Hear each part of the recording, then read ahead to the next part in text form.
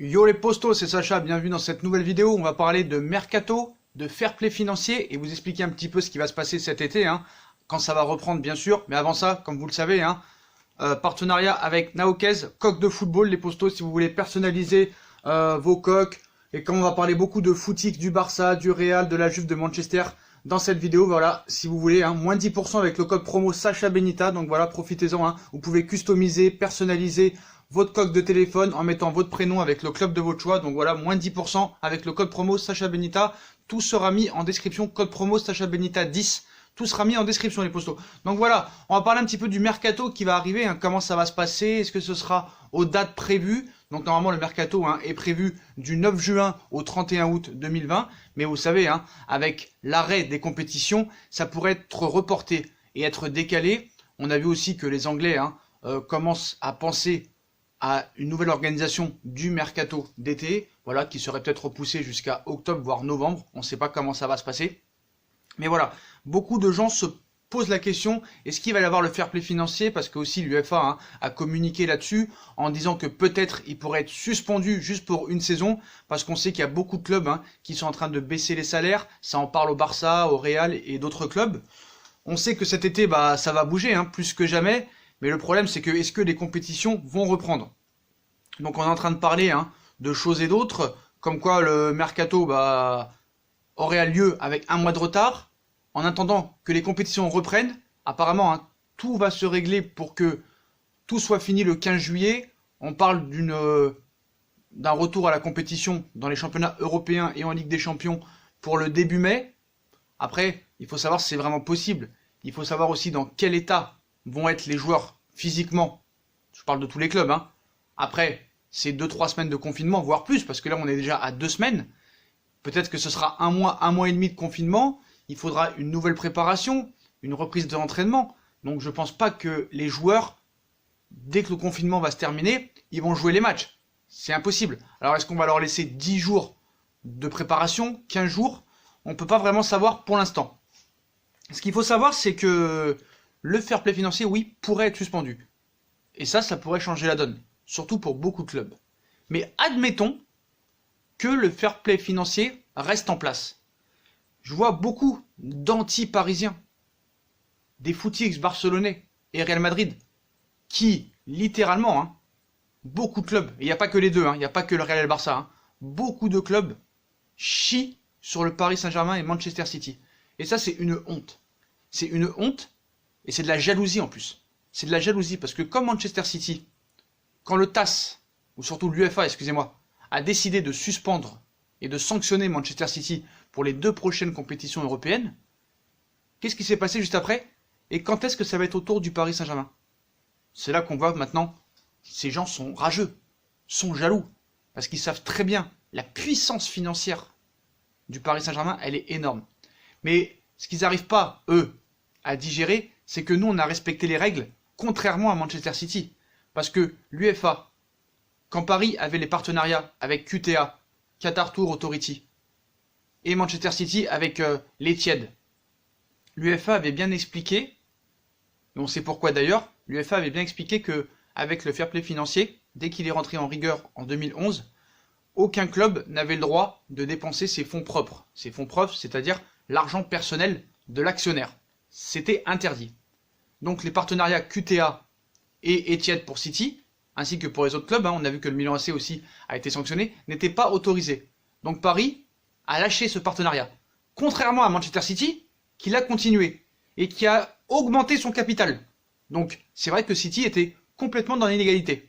Mais bon, c'est plus facile de casser sur City et sur Paris que sur le Barça et sur le Real, qui ont des dettes à plus savoir quoi compter. Je peux vous dire, le Real Madrid c'est plus de 250 millions de dettes et le Barça c'est plus de 400 millions de dettes. Et je sais très bien qu'en commentaire, des mecs qui connaissent strictement rien au fond et au club du FC Barcelone et du Real Madrid vont te dire non, c'est pas vrai, tout ça et tout. Voilà, ça c'est sûr, on va y avoir le droit en commentaire. Ce que j'aimerais expliquer à ces gens-là, c'est que ces clubs-là sont endettés. Mais comme par hasard, la règle du fair play financier ne prend pas en compte les endettements.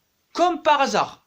Comme par hasard. Et ce qu'il faut savoir, c'est que, je l'ai dit à plusieurs reprises, le fair play financier n'a pas été fait pour arrêter de favoriser les grands clubs et mettre en lumière les petits clubs. Ce n'est pas du tout ça. C'est pour empêcher les nouveaux riches de régner sur le football et ainsi laisser tranquille le Barça, le Real et le Bayern, par exemple. Voilà. Nous, on veut nous faire croire que, oui, voilà, maintenant, il faut que tout le monde soit au même niveau, même platine. Nous expliquer à l'époque que, voilà, les championnats Pays-Bas, Belges allaient monter en puissance, et c'était pour plus eux les mettre en lumière que des Real, Barça ou Bayern. Ce n'est pas vrai du tout.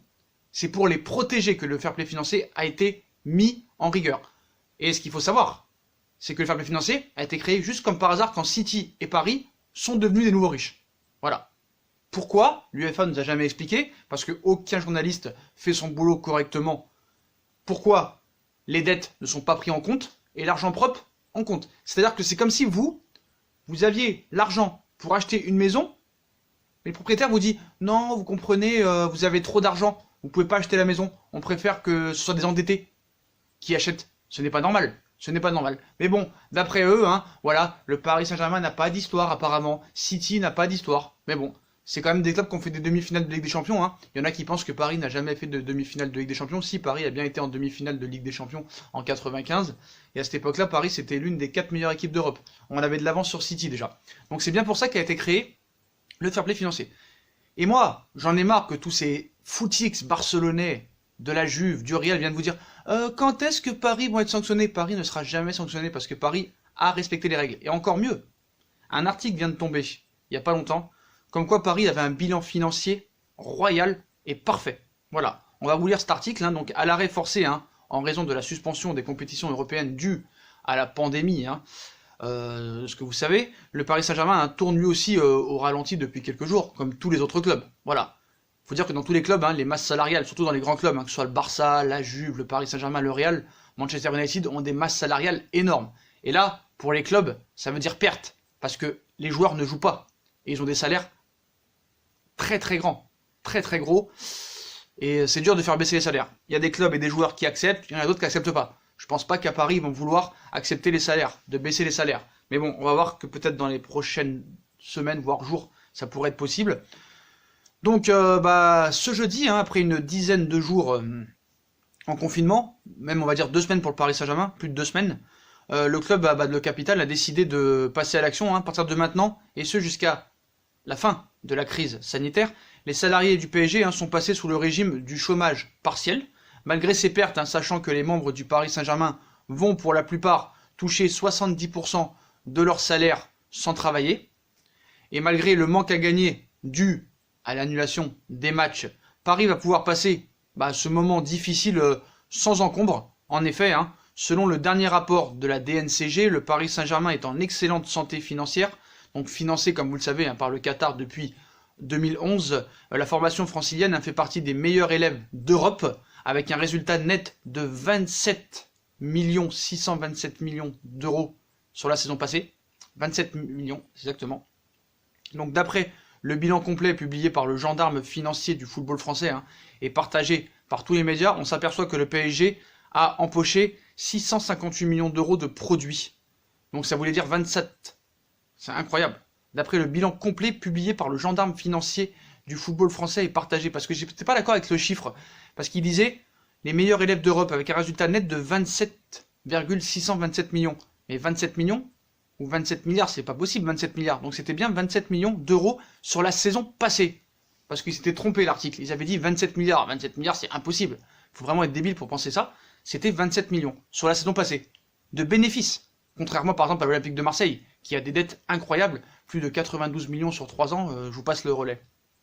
Donc d'après le bilan complet publié par le gendarme financier du football français, on s'aperçoit que le PSG a empoché 658 millions d'euros de produits, dont 156 millions de droits audiovisuels, 195 millions de sponsors, ou 50 millions en recettes de match.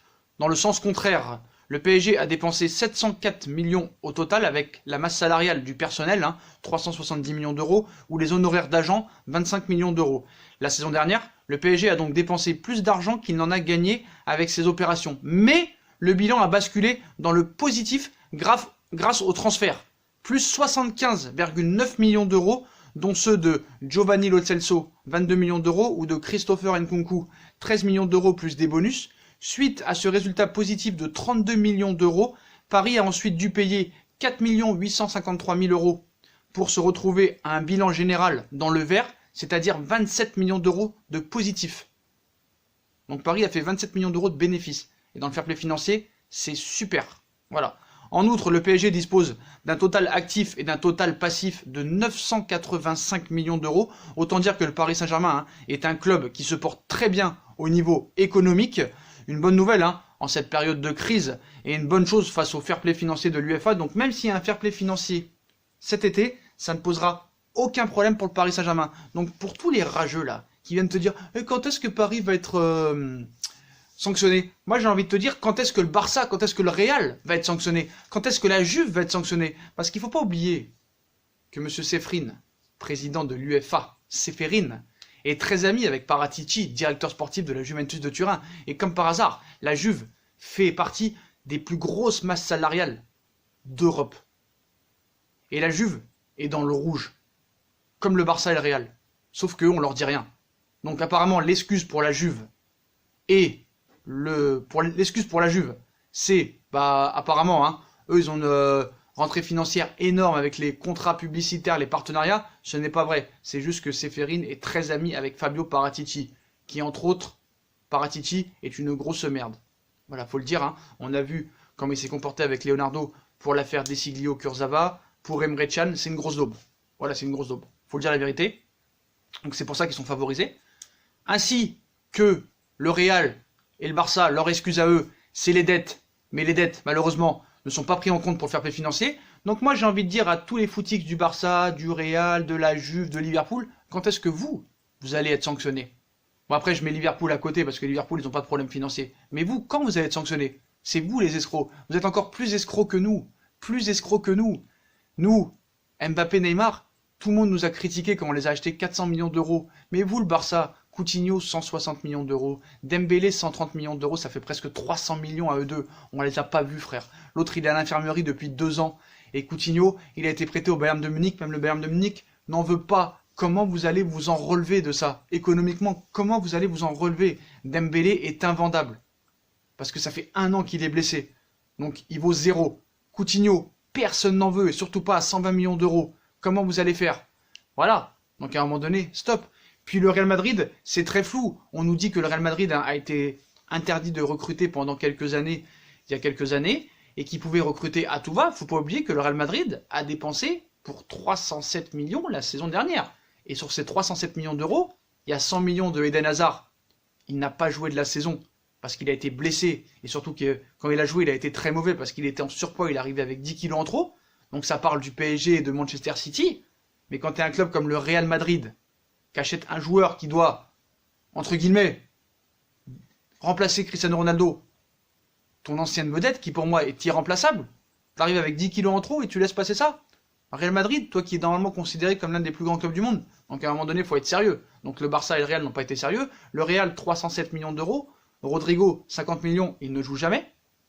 Hazard, 100 millions d'euros, un flop total. On a qui encore? On a qui? Jovic, 60 millions d'euros. Ils veulent déjà s'en débarrasser. À un moment donné, il faut dire les choses telles qu'elles sont. Fernand Mendy, qui s'est retrouvé du jour au lendemain sur le banc, depuis les 3 derniers matchs, depuis le match contre City, Mendy n'a plus joué. Et Mendy a été quand même acheté 43 millions d'euros. Donc voilà. Donc on ne peut pas dire que le mercato de Madrid a été réussi. Et là on est en train de nous expliquer que ils veulent acheter Kylian Mbappé, 300 millions d'euros, ils ne pourront pas. Ils sont sur Mané. Mané, faudra dépenser 160 millions d'euros, mais ils veulent d'autres joueurs. On nous explique qu'ils peuvent pas faire Pogba, mais qu'ils s'intéressent à Mbappé. Donc si tu peux pas faire Pogba financièrement, tu pourras pas faire Mbappé. De toute façon, le Paris Saint-Germain ne te le laissera jamais, quitte à le laisser partir libre en 2022. Donc voilà. T'as l'impression que le Real, le Barça, United, la Juve ont le droit d'acheter à tout va, mais PSG et City n'ont pas le droit. Tout ça parce que c'est des nouveaux riches. Donc à un moment donné, stop les postos. Stop. Voilà. Certes, le Real Madrid est quand même plus respectable que le FC Barcelone, parce que le Real Madrid a une histoire. Le Real Madrid a 13 Ligues des Champions. Le Real Madrid n'a pas gagné sa première Ligue des Champions en 2005. Faut dire la vérité. Voilà. Certes, le Barça en a gagné 5. Le Barça, sa première était en 1992. D'ailleurs, les footix du Barça actuellement, je ne sais même pas s'ils sont au courant. Mais voilà, le Barça a commencé à gagner des Ligues des Champions quand il y a eu les Ronaldinho, les Messi et d'autres. Le Real Madrid avait vraiment une vraie histoire avant. Donc voilà. Donc Paris est en excellente santé financière et encore mieux que le Barça, que le Real. Et même que la Juve. Qui au niveau masse salariale, c'est énorme. Mais t'as l'impression que la Juve cet été, ils vont tout acheter. Ils sont sur tout le monde, la Juve. Sur tout le monde. Donc voilà. Donc les postos, si le fair play financier est suspendu cet été, tant mieux, mais ça ne changera rien parce que Paris a beaucoup vendu l'été dernier. Paris a vendu pour plus de 100 millions d'euros l'été dernier. Et ça, faut pas l'oublier. Il y aura sûrement 1 ou 2 ventes cet été, il y aura 5 départs et pas des salaires petits. Thiago Silva, l'un des plus gros salaires. Edinson Cavani, l'un des plus gros salaires. On avait fait une vidéo il y a 3 mois, hein. Ça va libérer plus de 96 millions d'euros. C'est énorme. 50 millions d'euros pour les salaires, plus quelques ventes. Parce qu'il y aura 1 ou 2 ventes. Hein. Je pense que les Dagba, les Draxler ne resteront pas. On verra ce qui se passera. Mais voilà. Ce qu'il faut savoir aussi, c'est que Thomas Tuchel ne sera plus là. Après, on ne sait pas comment ça va gérer son départ, parce qu'on ne sait pas quand les mercatos, quand les championnats vont reprendre, excusez-moi, et quand ils vont se terminer. Parce que c'est sûr que si tu termines le 15 juillet et que tu reprends le 8 août, ça va être compliqué, quoi. C'est vraiment très compliqué. Donc voilà les postos, donc ne vous inquiétez pas, laissez ces rageux parler. C'est juste qu'ils veulent, ils sont jaloux du Paris Saint-Germain. C'est tout, faut dire la vérité. Là vous allez me dire, ouais mais quel jaloux de quoi? Le Real ils ont 13 Ligues des Champions, le Barça 5 Ligues des Champions. Parce que ces gens-là ont peur que Paris achète tous les joueurs, comme City, c'est tout. Après on verra le TAS, qu'est-ce qu'il va décider pour City. City c'est vrai, certes, moi je comprends pas en quoi ça les dérange d'avoir des partenariats, mais apparemment le fair play financier dans leurs règles, c'était interdit. Donc eux, il fallait qu'ils se délectent du contrat avec Etihad pour trouver d'autres partenariats. C'est ce qu'a fait le PSG. Paris s'est séparé de QTA pour trouver de nombreux contrats de partenariat, et c'est ce qu'ils ont fait Paris. Ils en ont trouvé, contrairement à City qui n'en a pas trouvé. Donc Paris est dans le vert. Paris est positif de plus de 27 millions d'euros. On sait que le fair play financier t'autorise 60 millions de pertes, donc Paris ne les a pas, donc cet été, Paris pourra recruter qui veut, mais toujours aussi, faut rester dans l'intelligence. C'est pas parce que Paris pourra recruter qui veut cet été qu'il faudra dépenser des 1000 et des 100 sur des joueurs qui n'en vaut pas la peine. Voilà. Il faudra pas acheter Koulibaly 80 millions, plus Milinkovic-Savic 80 millions, plus Tonali 50 millions, non, il faudra vraiment le faire malin. Voilà. Tout ce qu'on sait, c'est qu'il y aura 5 arrivées, ça c'est sûr. Les remplaçants de Kurzawa et Meunier, c'est naturel. Le remplaçant de Thiago Silva et les remplaçants d'Edinson Cavani et de Choupo-Moting. Et s'il y a 1 ou 2 ventes, il y aura aussi des remplaçants. Donc voilà, il va falloir recruter, je pense, malin et vraiment très intelligent. Voilà. Mais désolé pour les rageux, Paris est dans le vert. Et Paris n'aura pas de problème de fair play financier cet été. Qu'il soit suspendu ou pas. Donc voilà, je voulais remettre les choses dans leur contexte, voilà, et dire à l'article que c'est pas 27 milliards, c'est 27 millions, 27 millions de positifs, 27 milliards, vous vous rendez compte, n'importe quoi. Donc voilà, puis Paris est dans le vert, et a toujours été dans le vert, et a toujours respecté les règles. Ils ont voulu nous mettre le bâton dans les roues en 2014, et ils ont vu qu'ils n'avaient pas les moyens de le faire, parce que quand tu veux sanctionner quelqu'un, il faut avoir des preuves. Mais arrêtez de chier sur City et sur Paris, parce que si vous continuez, parce que moi je chie sur le Barça et le Real sinon, voilà. Même si je respecte le Real Madrid, plus que le Barça, mais voilà, vous aussi vous avez vos bananes, et vous avez de la chance que ce fair play financier a été créé pour vous protéger, parce que sinon vous serez dans la merde. Faut pas oublier que le Barça, le Real, s'ils seraient en Ligue 1, ils joueraient en division d'honneur, avec leurs dettes.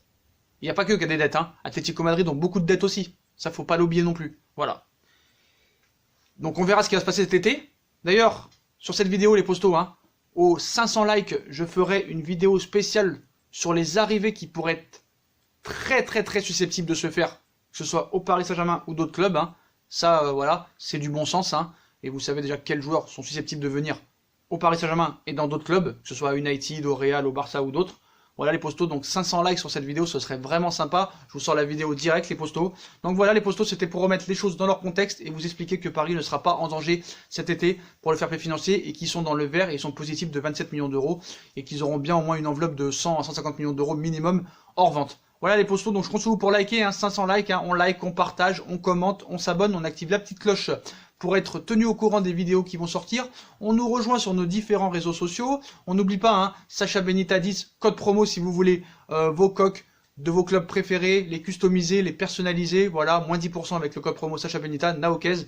Tous les liens seront mis en description. N'hésitez pas aussi pour aller sur Utip si vous voulez aider à faire évoluer la chaîne en regardant les pubs gratuitement ou en faisant un petit don. N'hésitez pas aussi à vous abonner à ma deuxième chaîne YouTube No Feeling. Je sais que j'avais promis des vidéos, j'ai pas eu le temps de les faire, même s'il n'y a rien à faire.